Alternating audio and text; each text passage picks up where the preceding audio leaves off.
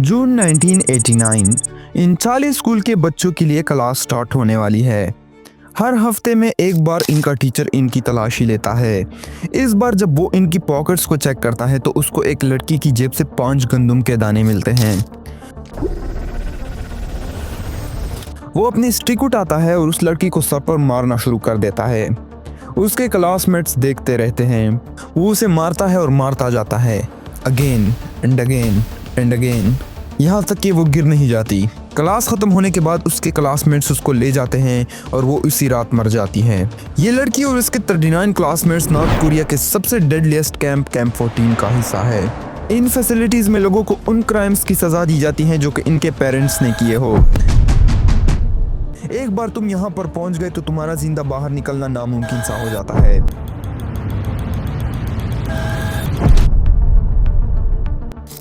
जब वो टीचर उस लड़की को मार रहा होता है तो उस वक्त एक लड़का उसको देख रहा होता है जिसका नाम था शिन डोंग ह्यूक।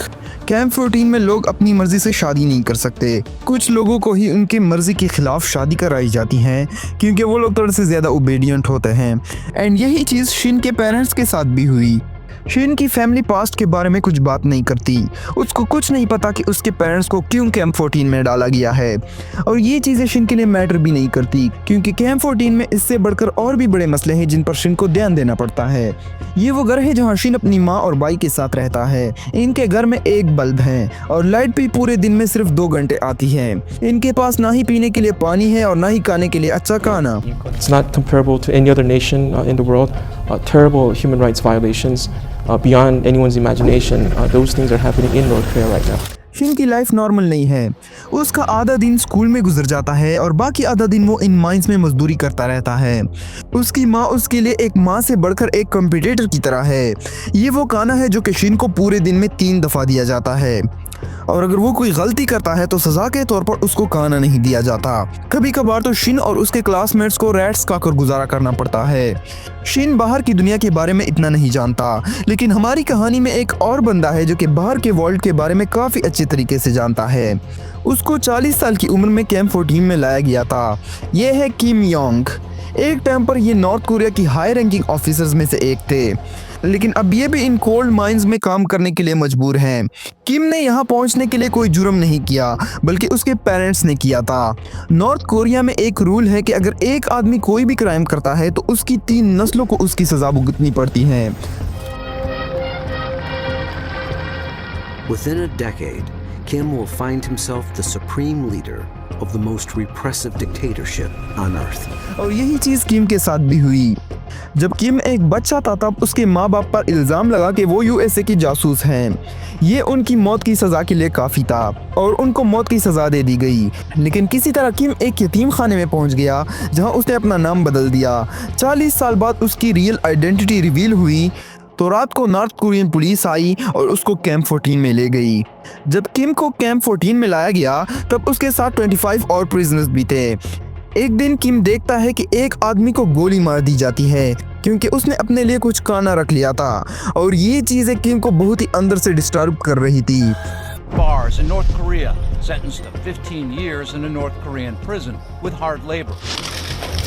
किम पर भी हर वक्त एक गार्ड नजर रखता था। एक दिन जब वो अपने काम में सुस्ती दिखा रहा होता है तो वो उसको अपनी गन के पिछले हिस्से से मारता है। किम वहीं पर बेहोश हो जाता है और उसके बाद 2 दिन तक उसको आधा खाना मिलता है।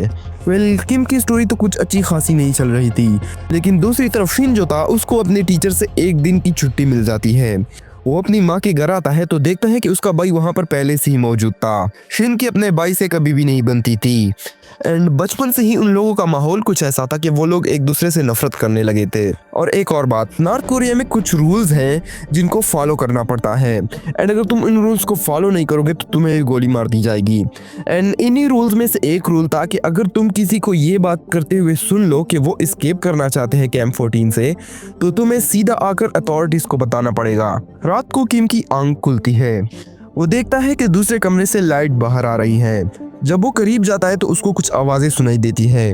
वो अपनी माँ की आवाज सुनता है। उसकी माँ उसके भाई से कैंप 14 से एस्केप करने को कह रही थी। एंड जब किम ये बात सुनता है तो उसको वो रूल याद आ जाता है। वो सीधा जाता है अथॉरिटीज के पास एंड उनको सारी बात बता देता है। वो उससे ये भी कहता है कि उसके भाई ने एक मर्डर किया है और इसका उसको तब पता चला जब उसने अपनी माँ और अपने भाई की बातें सुनी। अब ऑब्वियसली ये बात झूठ थी, लेकिन ये उसकी माँ और उसके भाई के एग्जीक्यूशन के लिए इनफ था।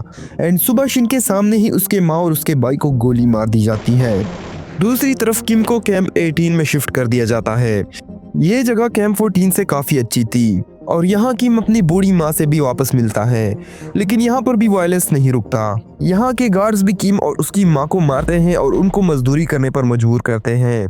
किम की माँ किम को उसे पीछे छोड़कर भाग जाने को कहती है।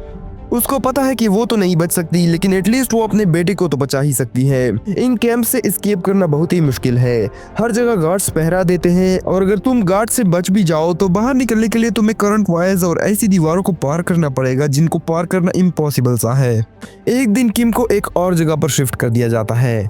वहाँ पर उनको एक ट्रेन में कोल को भरना था। यहाँ पर इन गाड़ियों में उनको थोड़ा सा खाना नजर आ जाता है। जल्द ही किम के सारे साथी खाने पर लग जाते हैं। हर तरफ हलचल मच जाती है एंड इसी हलचल में किम को ट्रेन के नीचे एक छोटी सी जगह नजर आती है। वो मौका देखकर वहाँ पर छुप जाता है और कोई उसको नहीं देख पाता एंड थोड़ी देर बाद वो ट्रेन वहाँ से चली जाती है। रात को वो एक सुनसान इलाके में रुकती है एंड यहीं से किम नीचे उतरकर वहाँ से भाग जाता है। किम ने तो यहाँ पर सक्सेसफुली एस्केप कर लिया था। दूसरी तरफ किम ने भी एक बार एस्केप करने की कोशिश की थी, लेकिन उसको वापस पकड़ लिया गया एंड उसके बाद उसको एक और कैंप में शिफ्ट कर दिया गया जिसका सिर्फ एक ही मकसद था, torture. I still have the scars of my torture and the burns. Look at my arms. My arms aren't normal. They are bent and deformed. Before I was tortured, my arms were straight. 4 हफ्ते तक torture करने के बाद किम को एक और cell में डाल दिया जाता है जहाँ पर बिल्कुल ही अंधेरा था। 6 महीने तक शिन उसी सेल में रहता है एंड उसके बाद उसको छोड़ दिया जाता है।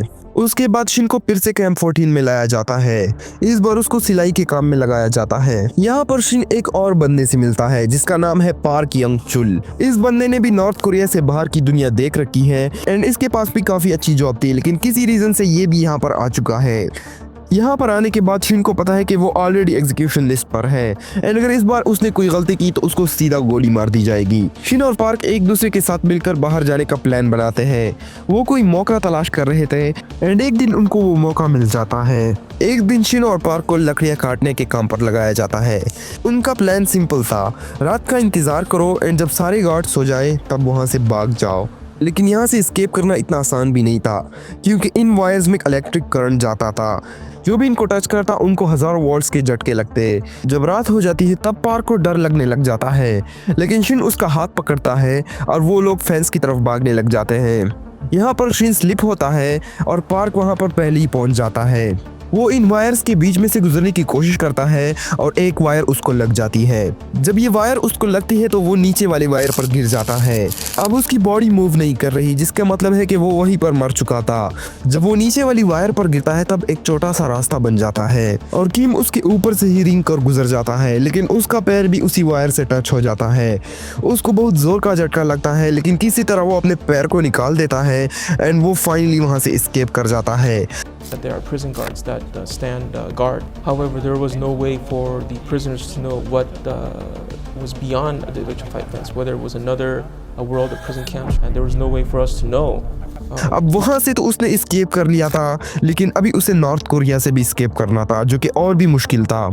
नॉर्थ कोरिया से एस्केप करके वो सीधा चाइना जाता है एंड 2 साल बाद चाइना से वो साउथ कोरिया पहुंच जाता है। नॉर्थ कोरिया में अभी और भी ऐसे कैंप्स एक्टिव हैं एंड इनकी हालत और भी बदतर होती जा रही है। इन सारे कैंप्स में अभी तक 1,20,000 प्रिजनर्स हैं। इन सब कैंप्स में जो सबसे लेस नोन कैंप है वो है कैंप 16। इसके बारे में बहुत ही कम इंफॉर्मेशन बाहर आई है। साउथ कोरिया के मुताबिक ये कैंप न्यूक्लियर फैसिलिटीज के करीब है एंड इसका मतलब है कि वो लोग इन कैंप्स में मौजूद प्रिजनर्स को माइंस में काम करने के लिए यूज नहीं करते, बल्कि वो किसी और ही मकसद के लिए उनको यूज करना चाहते हैं एंड ये और भी टेरिफाइंग हो सकता है। अगली वीडियो थोड़ी सी लेट हो जाएगी मेरी, क्योंकि मुझे कुछ और प्रोजेक्ट्स करने हैं साइड में एंड बाकी तो यार फिर मिलते हैं। लाइक सब्सक्राइब कर लो ताकि वो वीडियो तुम तक पहुंच सके अगली नेक्स्ट वाली एंड तब तक के लिए बाय बाय।